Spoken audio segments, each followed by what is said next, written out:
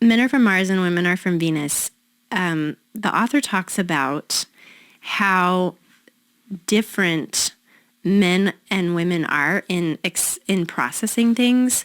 And he does talk about men processing things privately and then once they've come to a conclusion, then presenting what they think. However, I've noticed that in today's world, men will process out loud just as much as women do. And I wonder if that's just kind of our media influence or, could be. Or what. I mean, one of the things we're fighting quiet against time isn't something we do. The feminization of men is what we are complaining about, and what most of the men that don't like their situation are complaining about. But the trick is, no one seems to know what to do about it, right? How do you, what is causing the feminization of the 21st century American male? And, besides the water supply, the food supply, the blue light supply, right? The modern condition is a rat in a cage, and it's a sick rat. Yeah. So that being said, however, regardless of how the man processes his information, there is something that men do, and it's something they do amongst each other.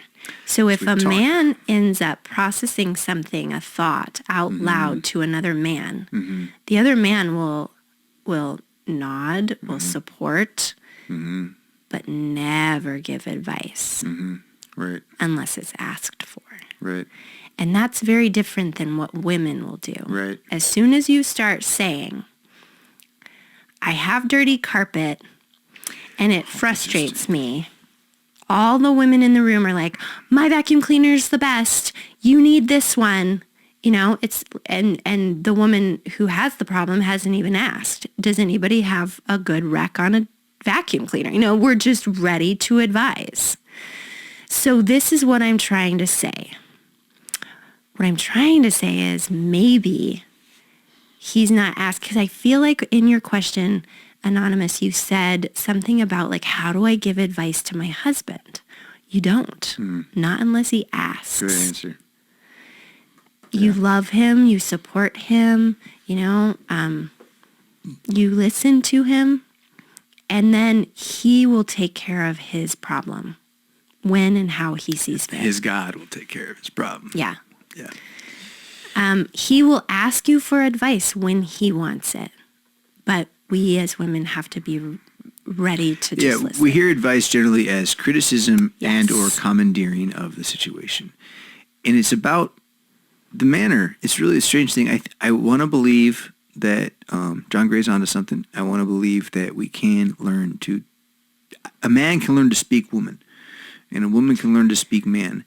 It's largely a discipline of habit, because you're going to have to literally speak a different language. You're going to have to talk very uninstinctually. I don't know, you know more than I do. You've looked at it more than I have in terms of John Gray's stuff. The man taking ownership's got to change himself to here, but who's the one who's supposed to rule with what he says and have the language of his mouth be the language of the home, right? So no, it's really on the woman to understand the man's language. And then a man who understands the woman's language, women, you count your blessings is what you do. Because he will rule over you. Okay. So for you to understand, no, ask the question better. Don't ask the question you want to ask, or even the way you want to ask it. How are you? Are you grumpy? Well, that'd be the worst way to say. Are you trying to do that to me right now? Welcome home. No, I'm just saying, welcome home, honey.